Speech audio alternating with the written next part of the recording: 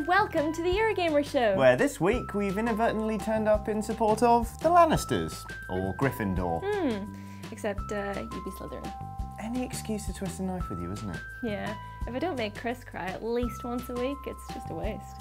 Coming up this week, The Walking Dead infects the Escapists. Ian finds out about the different locations on offer. And Rare Replay, we get all nostalgic about how we used to play games like Perfect Dark. Yeah, or Viva Pinata. You played Viva Pinata? Yeah. You? Yeah. Grumpy Beard? Yeah, it was fantastic. Okay. It's party time! Before all that, though, it's time to check in with Chris and see if he's still angry at us for trashing his desk last week. Yeah, and it was his birthday on Tuesday and we kind of forgot because we were too busy bullying him, so sorry, Chris. Happy birthday. Yeah, thanks very much. This is Superhot, or at least the beta to that game anyway, and I thought I'd show off a little bit for the show because it's just quite a cool game. We'll probably be looking at it more extensively next week. Anyway, enough of that. What is it? It's a game in which you control time, kind of. As they describe it, time only moves as you do, so you can see this guy's very slowly raising his pistol up in my direction. However, if I were to take a few steps to the right, time progresses a little bit more naturally. Which means you can do cool stuff like that. You can be the chap out of the Matrix. Whoa, dodged a bullet. Excellent. And it also means that in a 1v1 situation, you're at a pretty big advantage. Bosh! And we'll take that pistol, because his friends are about to show up. Now, let's see if I've still got this. It's all about trying to figure out where the headshot's going to be. This could look really cool, or it'll be a little bit embarrassing. Let's see. Embarrassing. Okay. Now he's shooting at me. There we are. It's fine. Nice!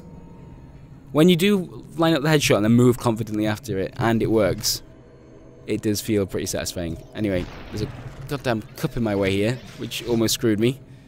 Alright, let's try and do something. This game is all about trying to do cool stuff. So we're going to throw our gun, we're going to jump over here, we're going to punch him in the face, we're going to pick up this one, shoot his mate, shoot his next mate, and oh, I thought that was it, but it's not. There's still quite a few people left. Bosh! Yeah. It's pretty good, isn't it? Oh, and then it kind of plays it back in real time after, which is nice to watch. If you can put up with the number of times it says the words Superhot. Alright, let's try another one with a little less explanation this time around, so we can actually do more stuff that looks visually entertaining. Alright. Oh, I missed that. I missed that. Nice. Shotgun is a particularly cool weapon, just because the sheer number of bullets that you'd have to try and avoid. It works at range as well, I think. Yeah, look at that. And again. Oh. Oh no, I think I neutralized the bullet there, but lost the shotgun in the process. Thank you.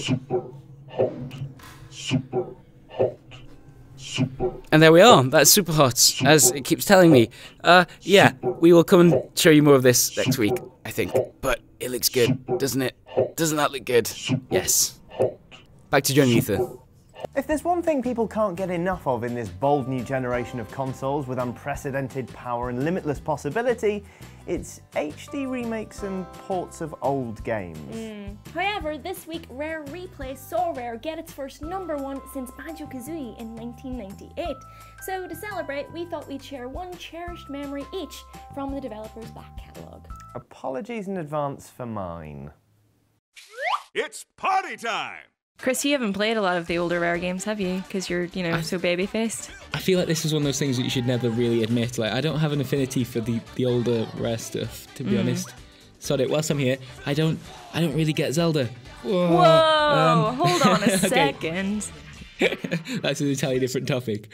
However, one of the games that is on the collection as well that I do enjoy that Red did is Viva Pinata. Yes. And this came out in like 2006, so I would have been 16 back then, and I remember thinking, this game looks rubbish. It's colourful and happy and has like, it looks like it's for kids, right? Yeah. And it kind of was, but it was also really, really very pleasant. So one of my favourite things about the absurdity of that game was that you would sometimes need to breed the pinatas to make new ones. Oh my goodness. yeah, you'd have to create a setup where they could, fall in love. But when they did fall in love, there's this weird mini game that you had to complete, and then you'd watch them do this kind of love dance. Once again, let's all remember that these are piñatas we're talking about. Yeah. So your most cherished memory is a piñata's love dance? Piñata sex.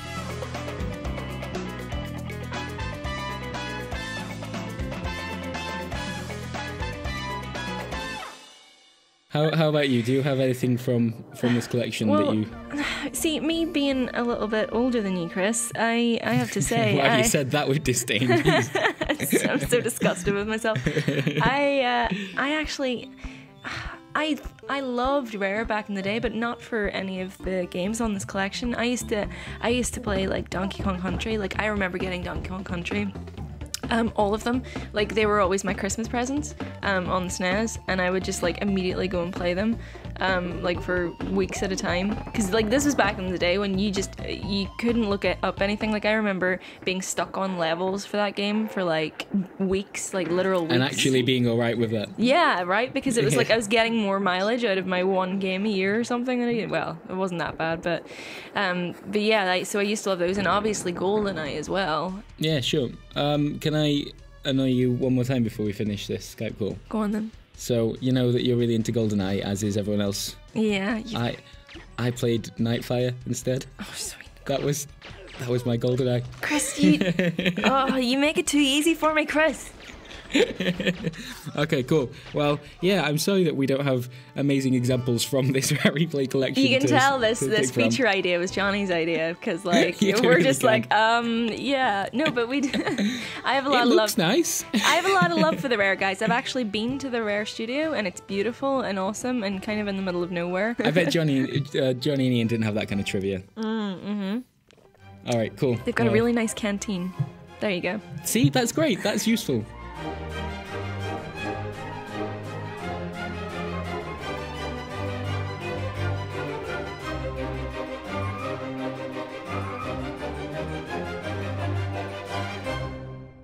When I picked up Rare Replay earlier on this week, the first thing I played was Snake Rattle and Roll, because it was a game me and my brother used to like play the most, and we were able to get super far in it, like to one of the last levels, this super slippy ice world, and I've not played it for about 20 years, and I thought now's the time to finally be able to get past this super slippy ice world level, because it was always something I'd never been able to do.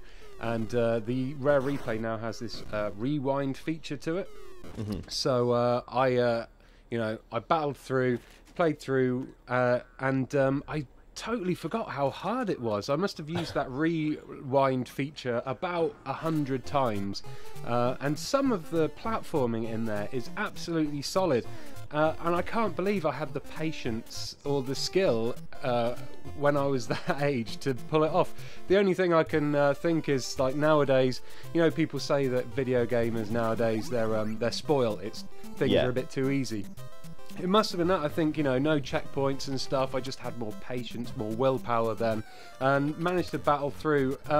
I've still not been able to complete the game because the end boss is super solid, but I did get to the final level in the end. Oh, nice. I think to be honest, it's also a bit of that you've got way more choice nowadays. So if it's hard, you can just walk away from it. Whereas I remember when I was a kid, I had a bunch of Super Nintendo games I just couldn't complete, but I kept playing them because I had no other games. Yeah, that's true. Actually, we only had about 3 or 4 games on rotation, and I just, I still had that. We had all these ways of farming nibbly pibblies, getting the most points, finding out where all the extra lives were, and playing it however many years later, I still remembered those tactics. They're like ingrained in my brain, like muscle memory. It was amazing. So my Rare memory, I mean, I've played a lot of their games from their back catalogue over the years, but I think the strongest one comes from, like, the year after I finished university. I was living with a couple of my friends, and like, it was a horrible little flat. You would have thought we were squatting, but we were actually paying rent.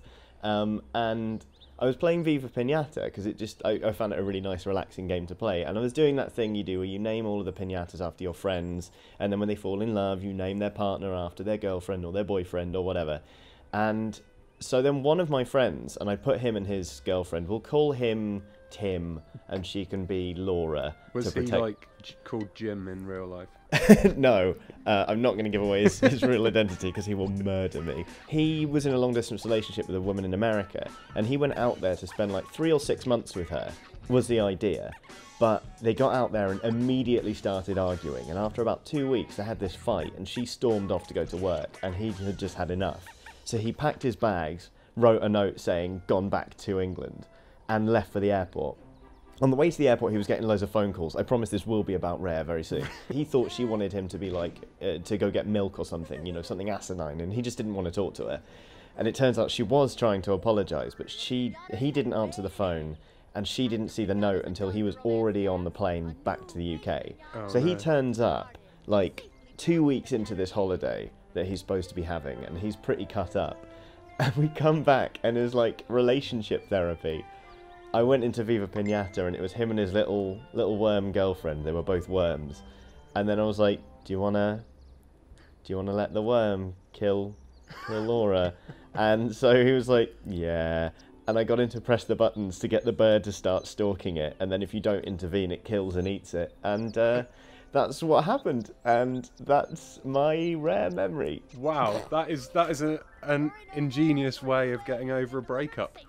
Yeah, looking back on it, it's a bit psychopathic, but I think it helped, so... Yeah, as long as it was contained to the virtual world, I think it's alright. Viva Pinata to get over a breakup, really? What? It helped, I think. Anyway, from breakups now to the breakdown of society. Thanks, zombies. Ian got a good look at the Escapists, The Walking Dead last week at Gamescom, so here he is to walk you through it. Get it? Oh, hello there. Sorry, I was just reading my Walking Dead anthology. Now, if you've been keeping an eye on Team 17's The Escapists The Walking Dead, then you may have already seen footage showing off the hospital tutorial level. This hospital level is only a tiny portion of what is on offer though, so at this year's Gamescom I shuffled over to Team 17's Kev Carthew and picked his brains about the other locations that will appear in the game. So where the idea for the Escapists The Walking Dead mainly came from was the penitentiary. So in the comics that's the Merriweather County Correctional, and that just seemed to be a perfect fit for the franchise, and that's where the gameplay of the Escapists best fits the theme and the narrative of The Walking Dead. And we thought, rather than just making it all about that one location, how would we fit the gameplay around all the different locations? The objective is kind of bespoke to the environment. So in Herschel's farm, for example, as well as doing all those things that makes Rick a leader, keeping on top of things, giving pep talks to keep everybody happy, keep morale high, his main objective really is to clear Herschel's barn of walkers, and at the same time that he's doing all those menial jobs and tasks, he's also collecting tools and ammo, resources to give to the other survivors so that they can all get tooled up and they can take on that task together, that they can enter into the barn and it'll finish in a firefight, it'll finish in a shootout. How the player achieves that and goes about doing it is very open. There's a lot of player choice. That's where the Escapist gameplay comes in, and that's kind of how we've married the Walking Dead license with the Escapists. Kev also told me that the final level will take place in Alexandria. That's the walled-off community that featured in the latest series of the TV show. It looks like there's plenty of fan service in here for those who love The Walking Dead and those who love The Escapists, so if you want to get your hands on it, it'll be coming out Q4 this year. And by Q4, I think they probably mean like November or something. Oh God, Rick, no! Alright, well that is it for this week, so go on, get out of here. By which I assume Aoife means have a great weekend, thanks for watching and subscribing, and we'll see you next time. Walker. Really? Again? People will say they're excited to play the game come launch day, but there doesn't seem to be much hype or speculation surrounding it right now. Everyone looking over their shoulder,